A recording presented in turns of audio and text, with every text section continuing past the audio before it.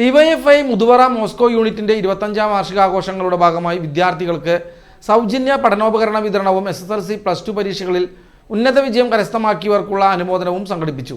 പരിപാടിയുടെ ഔദ്യോഗിക ഉദ്ഘാടനം ആലത്തൂർ MP കെ രാധാകൃഷ്ണൻ നിർവഹിച്ചു.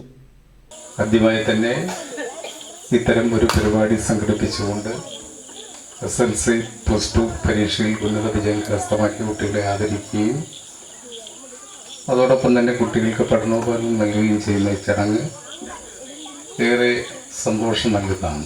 ആ ചടങ്ങ് സംഘടിപ്പിച്ച ഡിവൈഎഫ്ഐ മോസ്കോ യൂണിറ്റ് കമ്മിറ്റിയും അതിൻ്റെ ഭാരവാഹികളെയും ഞാൻ പ്രത്യേകമായിട്ട് അഭിനന്ദിക്കുകയാണ്.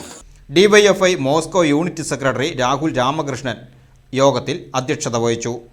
ചടങ്ങിൽ വെച്ച് SSLC +2 പരീക്ഷകളിൽ ഉന്നത വിജയം കൈവരിച്ച മുഴുവൻ വിദ്യാർത്ഥികൾക്കും പ്രത്യേക ഉപഹാരങ്ങൾ നൽകി ആദരിച്ചു. കൂടാതെ പുതിയ അധ്യയന വർഷത്തിലേക്ക് പ്രവേശിക്കുന്ന കുട്ടികൾക്കായുള്ള സൗജന്യ പഠനോപകരണങ്ങളുടെ വിതരണവും നടന്നു. CPIM area secretary KS Subhash, DYFI Thrissur ജില്ലാ secretary KS Rosal Raj, DYFI Puzhakkal block secretary KS Sreeraj, Adat ഗ്രാമപഞ്ചായത്ത് പ്രതിപക്ഷ നേതാവ് KK Sankaranarayanan, CPIM Adat local secretary KS Babulnath, Jithu Joy, KP Vaishakh, VV Sobin, Ushasree Nivasan, KC Manoj, Rajani Santhosh എന്നിവർ ചടങ്ങിൽ സംസാരിച്ചു. ഔദ്യോഗിക യോഗത്തിനു ശേഷം കുട്ടികളുടെ വിവിധ കലാപരിപാടികളും രുദ്രകല ആമ്പക്കാടിൻ്റെ വീരനാട്യവും അരങ്ങേറി.